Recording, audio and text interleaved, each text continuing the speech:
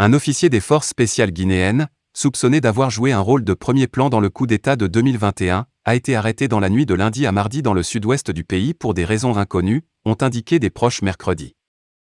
Le commandant Ali Camara avait déjà été arrêté pour vol avec 5 autres soldats en novembre, quelques semaines après le putsch du 5 septembre au cours duquel les forces spéciales avaient renversé le président Alpha Condé, qui était au pouvoir depuis décembre 2010. Ils avaient été relâchés en avril. Ils étaient accusés d'avoir profité du coup de force pour voler au palais présidentiel, avait rapporté la presse.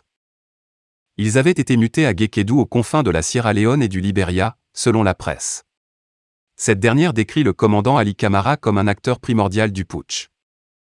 L'officier a été arrêté par des gendarmes alors qu'il était sorti acheter des médicaments, et ensuite embarqué manu militari vers une destination inconnue, a dit à un correspondant de l'AFP un proche s'exprimant sous le couvert de l'anonymat compte tenu de la sensibilité de l'affaire. Ils l'ont brutalisé pour le faire monter dans le véhicule sans chaussures, a-t-il dit. Un autre proche a dit avoir essayé en vain d'obtenir de ses nouvelles. Les autorités n'ont rien dit sur son arrestation. La Guinée est dirigée depuis le putsch par le colonel Mamadi Doumbouya, chef des forces spéciales qui avait pris d'assaut le palais présidentiel. La junte a été d'abord favorablement accueillie par une population exaspérée par la répression, la pauvreté et la corruption.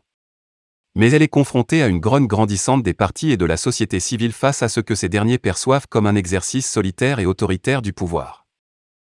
Le chef d'état-major des armées, le colonel Sadiba Coulibaly, a indiqué lundi dans un communiqué que tout militaire appréhendé en déplacement hors de son unité sans autorisation sera immédiatement interpellé et remis aux gendarmes. Cette disposition s'inscrit dans le cadre de la prise en main des effectifs, dit le communiqué.